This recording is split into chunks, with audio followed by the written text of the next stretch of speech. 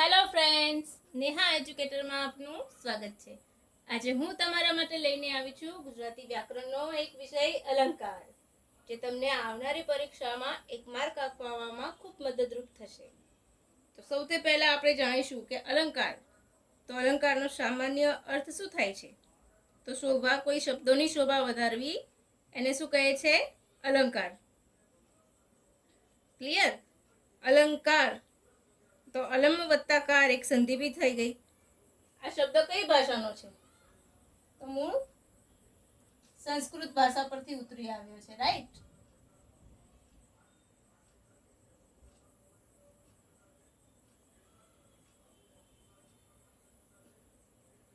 કઈ ભાષામાંથી આવ્યો છે? ક્યારેક તમને આવું પણ પૂછી જાય કે અલંકાર એ કઈ ભાષામાંથી ઉતરી આવ્યો છે, તો એ સંસ્કૃત ભાષામાંથી ઉતરી આવ્યો છે। અલંકારનો પ્રયોગ ક્યારે કરવામાં આવે છે? તો અસાધારણ લાગણીઓને ટૂંકમાં અને સચોટ રીતે રજૂ કરવાની હોય ત્યારે અલંકારનો ઉપયોગ થાય છે। ક્યારે ઉપયોગ?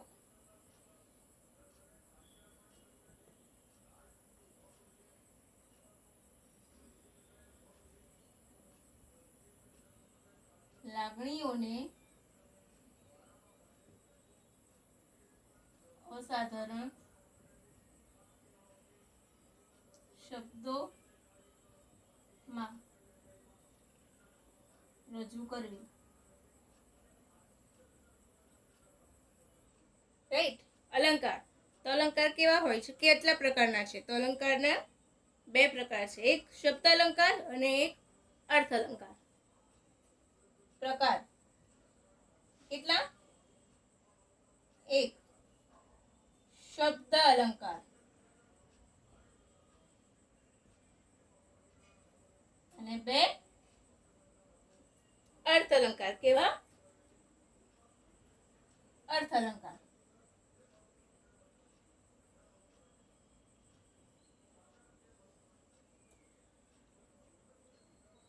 કેટલા પ્રકાર છે? અલંકારના 2 પ્રકાર છે, એક શબ્દ અલંકાર અને અર્થ અલંકાર। તો આપણે સૌથી પહેલા જોઈશું શબ્દ અલંકાર વિશે। સૌથી પહેલા આપણે માહિતી લઈશું શબ્દ અલંકાર। તો શબ્દ અલંકારમાં કયા કયા આવે છે?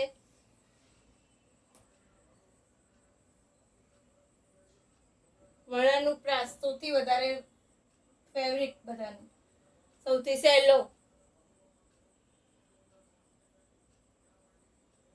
વર્ણાનુપ્રાસ કે વર્ણસગાઈ, પછી યમક કે શબ્દાનુપ્રાસ, જેમાં શબ્દનું મહત્વ હોય, અને લાસ્ટ અંત્યાનુપ્રાસ। અંત્યાનુપ્રાસ કે પ્રાસ સાંકળી, ઘણી વખત તમને આ રીતના પણ પૂછી લે કે પછી પ્રાસાનુપ્રાસ, અને બહુ બધા નામ છે, પ્રાસાનુપ્રાસ, પછી આંતરપ્રાસ, બધા જ એના નામ છે, આંતરપ્રાસ, રાઈટ? તો આપણે આજે શબ્દાનુપ્રાસ અલંકાર શીખીશું, રાઈટ? શબ્દ અલંકારના 4 ભાગ શીખીશું, વર્ણાનુપ્રાસ, યમક અને અંત્યાનુપ્રાસ। તો ચાલો, તમે લખી કાઢ્યું હોય તો હું ઇરેઝ કરી લઉં।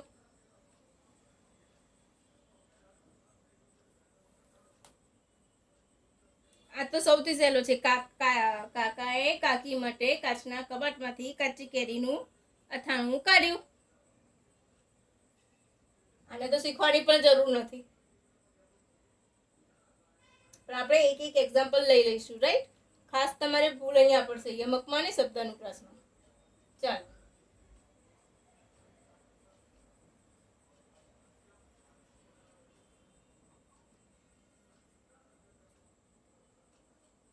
જ્યારે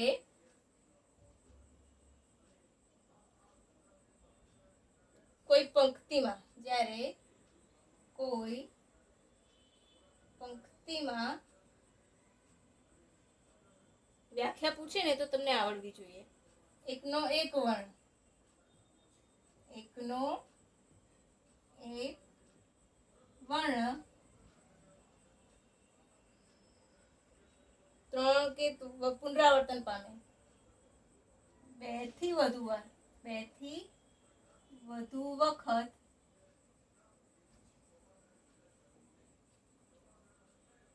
પુનરાવર્તન પામે. શું પામે? પુનરાવર્તન પામે.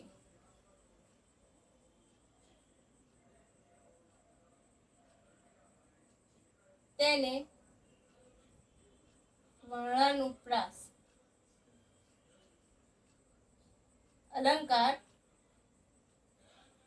કહે છે. આપણે આના વધારે એક્ઝામ્પલ નહીં લઈએ, સૌથી વધારે આ આવડતું હોય છે, ઈઝી છે, બરાબર. ભૂખથી ઊંડી ભીખ છે. 2 થી વધારે થઈ ગયો. હવે મીઠું કામિના કોકિલા કેરી પૂજન કરે. મીઠા મધુરા ને મેહુલા રેલોલ. થઈ ગયું ક્લિયર? તો આ 2 ઉદાહરણ તો બહુ થઈ ગયા, કારણ કે આ સૌથી ઈઝી છે. પછી બીજો અલંકાર, વ્યાખ્યા લખી લેજો ખાસ મિત્રો.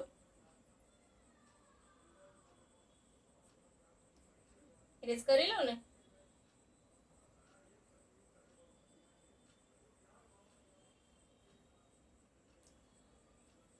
પછી આવશે શબ્દાનુપ્રાસ કે યમક.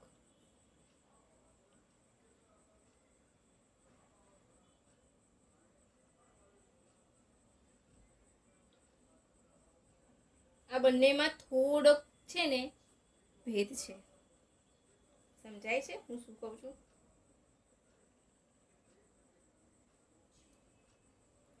યમકમાં અને શબ્દાનુપ્રાસમાં થોડોક ડિફરન્સ છે. યમક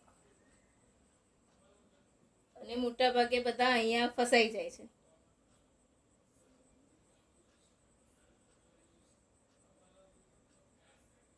ચલો હું લખાઈ દઉં છું.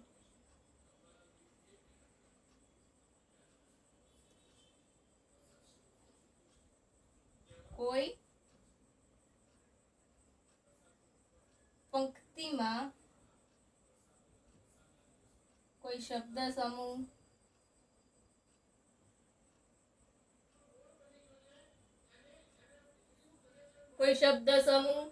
પછી કોઈ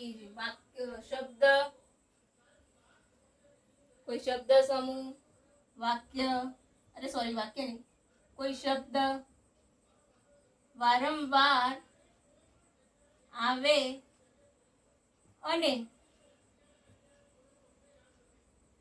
દરેક વખતે તેનો અર્થ બદલાય, તેને યમક કહે છે. કેવો અલંકાર કહે છે? યમક.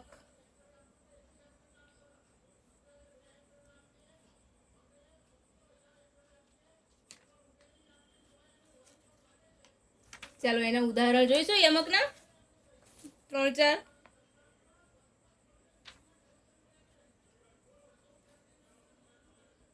મારે ઉર્વશી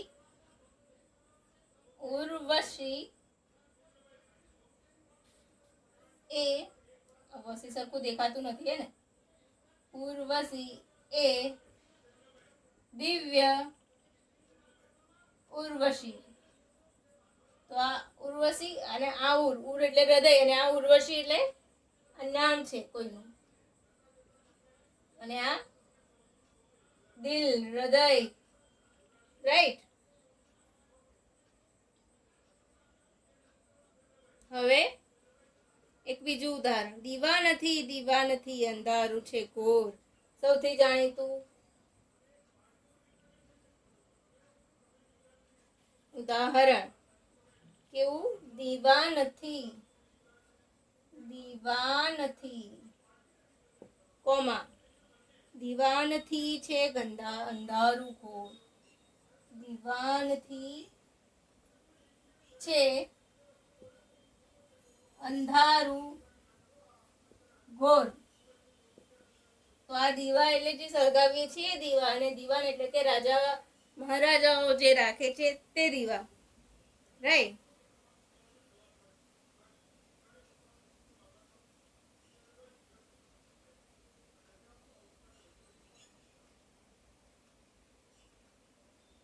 સમજાય છે ફ્રેન્ડ્સ?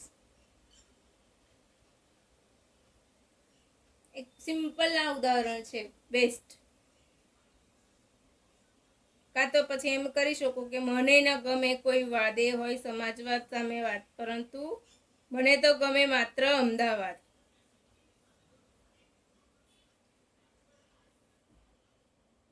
મને ના ગમે કોઈ વાત ના સમાજવાદ ના સામ્યવાદ, ગમે તો માત્ર અમદાવાદ. રાઈટ ને અમદાવાદી ફ્રેન્ડ્સ? અમદાવાદ ગમતું હોય, અમદાવાદ ન એટલે ઓબ્વિયસલી કે અમદાવાદ જ ગમવાનું છે આપણને. મને ન ગમે કોઈ વાત, ના સામ્યવાદ ન સમાજવાદ, મને તો ગમે માત્ર અમદાવાદ. આ વાદ વાદ વાદ વાદ વાદ વાદ એટલે વાદ લેવા, કોઈની નકલ કરવી, જ્યારે પાછળના વાદમાં શબ્દ સાથે જોડાયેલું છે. કેવી રીતના વાદ? તે નૈસર્ગિક સંદર્ભમાં નામ લીધું છે, રાઈટ? ચલો, ક્લિયર થઈ ગયું?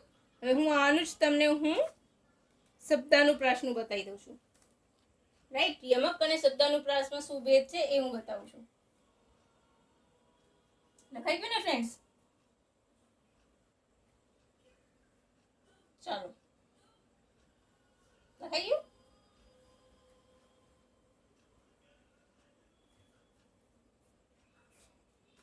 હવે આપણે લખીશું શબ્દાનુપ્રાસ. શબ્દનો મેળ બેસતો હોય એવો, રાઈટ? શબ્દનો પ્રાસ, બેસવો, એક સાદી અને સરળ ભાષામાં, રાઈટ?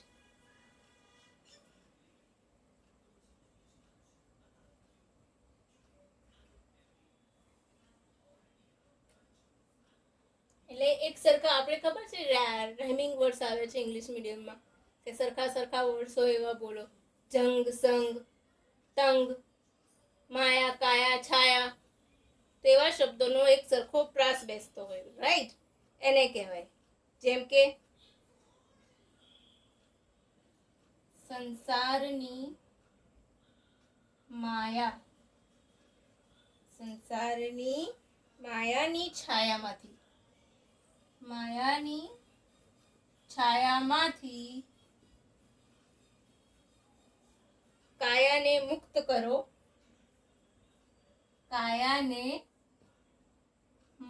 કરો,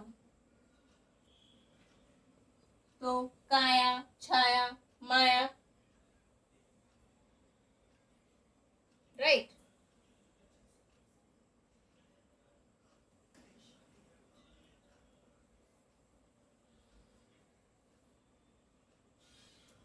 બીજું ઉદાહરણ લખી લઈશું એટલે તમને ક્લિયર થઈ જાય.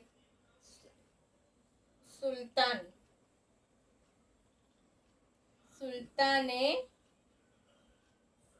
મોકલ્યા બે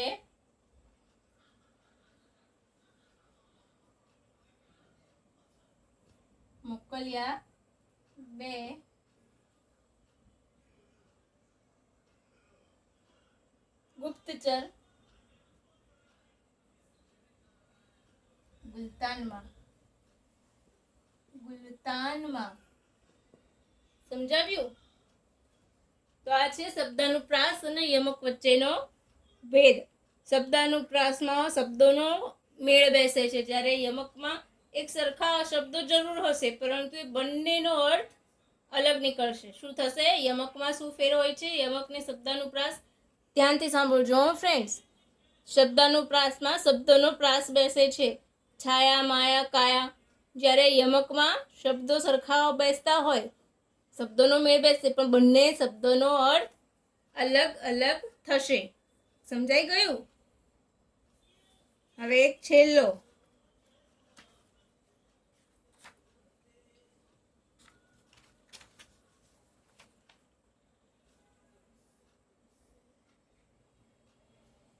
છેલ્લો કયો લખીશું આપણે? શબ્દાનુપ્રાસ આવી ગયો, યમક આવી ગયો. બોલો. પ્રાસાનુપ્રાસ કે પછી અંત્યાનુપ્રાસ. રાઈટ? ચાલો, લખાવી કે ને?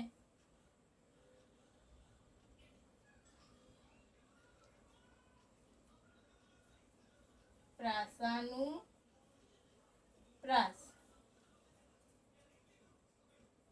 કયો અલંકાર છે? પ્રાસાનુપ્રાસ.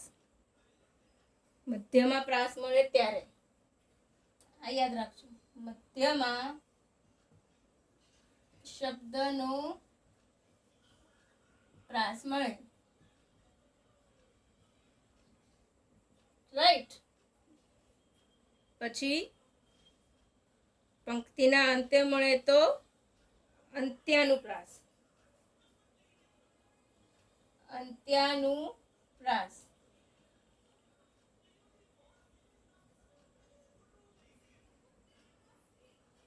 અંતમાં પ્રાસ મળે. હું શોર્ટમાં જ લખી દઉં છું ફ્રેન્ડ્સ. પ્રાસાનુપ્રાસ, અંત્યાનુપ્રાસ, પછી આંતરપ્રાસ કે પ્રાસ સાંકળી. તો આંતરપ્રાસ કે પછી પ્રાસ સાંકળી. કોને કહે છે? તો શબ્દની અંતમાં પહેલા ચરણનો છેલ્લો શબ્દ અને બીજા ચરણનો પહેલો. ત્યારે પહેલા ચરણનો છેલ્લો શબ્દ અને બીજા ચરણનો પ્રથમ શબ્દ. સમજાઈ ગયું? હવે આપણે જોઈ લઈશું ઉદાહરણ. જેની જશોદા માવલડી, ચરાવે ગોકુળ ગાવલડી. પ્રાસાનુપ્રાસ. જેની જશોદા માવલડી ગોકુલ ચરાવે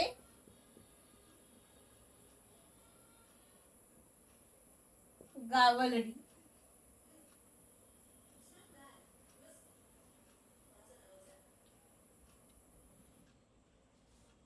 વા વાયો ને નળિયું ખસ્યું, તે જે કૂતરું ખસ્યું. વા વાયો ને નળિયું ખસ્યું, તે જોઈ કૂતરું ભસ્યું. કૂતરાનું કામ જ આવે છે, સહેજ અવાજ થાય ને તો ભસવા મળશે. અને એક નહીં, પાછા બધા ભેગા થઈને.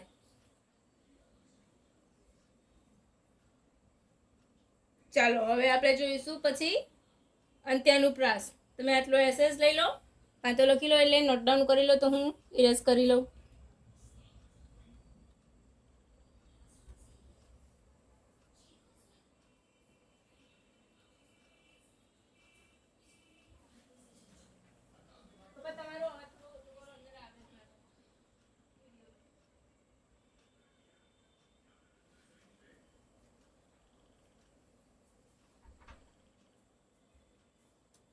લખાઈ ગયું ફ્રેન્ડ્સ?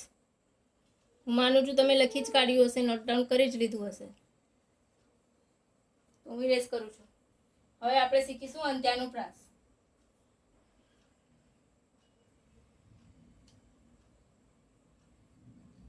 તો મેં કહ્યું હતું એમ જ કે પંક્તિનો છેલ્લો અક્ષર અને બીજી પંક્તિનો પહેલો અક્ષર,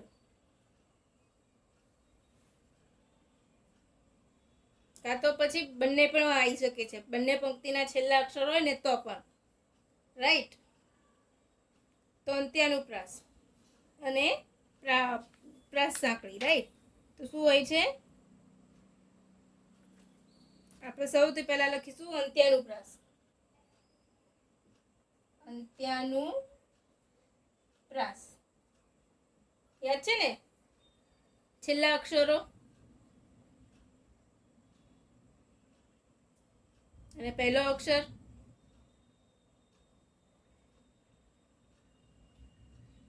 ચાલો અહીંયા હું તમને બે જ એક્ઝામ્પલ લખાઈશ, તમારે બે એક્ઝામ્પલમાં ક્લિયર થઈ જશે. આ શું છે? અંત્યાનુપ્રાસ. ભયની કાયાને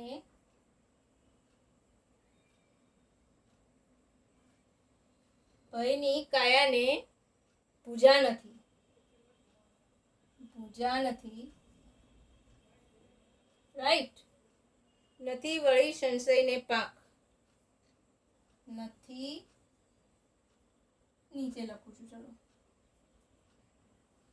નથી વળી સંશયને પાંખ. પહેલાની છેલ્લી અને બીજાની પ્રથમ. થઈ ગયો?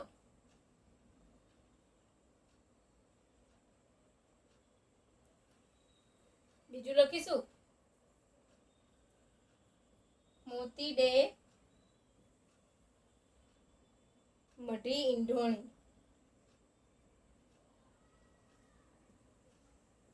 મોતી ડે મઢી ઈંઢોણી ફૂમતે ગૂંથી મહેક. ફૂમતે ગૂંથી. મોતી ડે મઢી ઈંઢોણી ફૂમતે ગૂંથી ગહેક.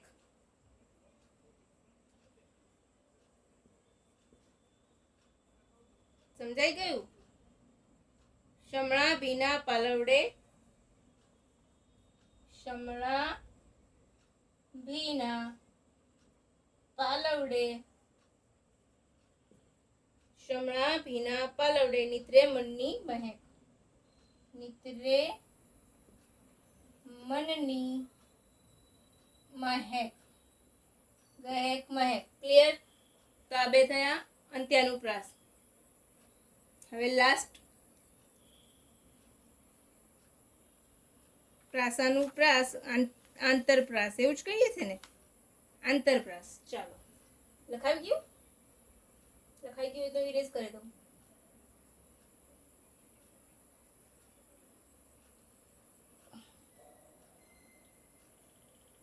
હવે છેલ્લું, કાલે આપણે અર્થ અલંકાર શીખીશું. એક સામટા નથી શીખીએ, બરાબર? હું આ અલંકારનો પાઠ બે ભાગમાં લઈને આવીશું. એક છે પહેલા શબ્દાનુપ્રાસ અલંકાર ને પછી અર્થ અલંકાર. અર્થ અલંકાર થોડુંક મોટું છે તો એ કદાચ તમારે થોડું લાંબુ થઈ જશે, પણ તમને બધા જ ડાઉટ્સ ક્લિયર થઈ જશે એમાંથી.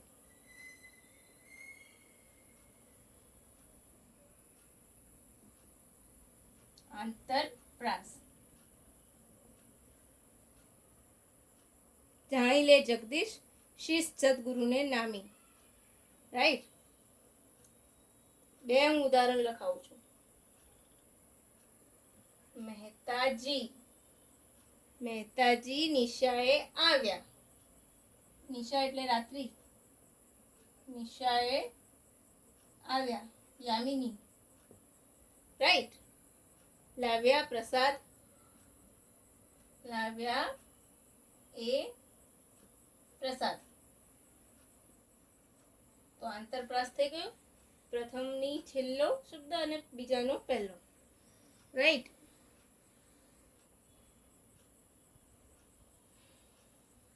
બીજું, ઘેર પધાર્યા હરિગુણ ગાતા. ઘેર પધાર્યા હરિગુણ ગાતા.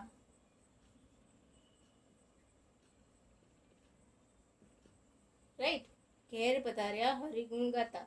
વાતા તાલને શંખ મૃદંગ. વાતા તાલને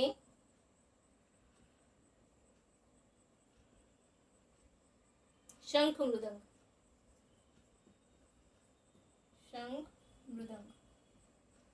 રાઈટ, તો આ થઈ ગયો આપણો આંતરપ્રાસ. તો આપણા 3 ક્લિયર થઈ ગયા. તમારે યમકમાં શું આવશે?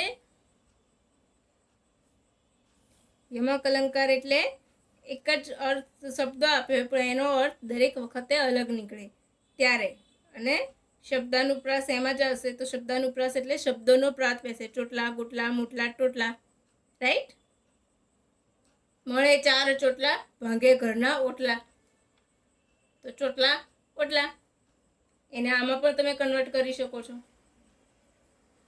તો ફ્રેન્ડ્સ, તમને મારું લેક્ચર પસંદ આવતું હોય ને તો પ્લીઝ લાઇક, શેર અને સબસ્ક્રાઈબ જરૂરી કરજો. Okay, by friends.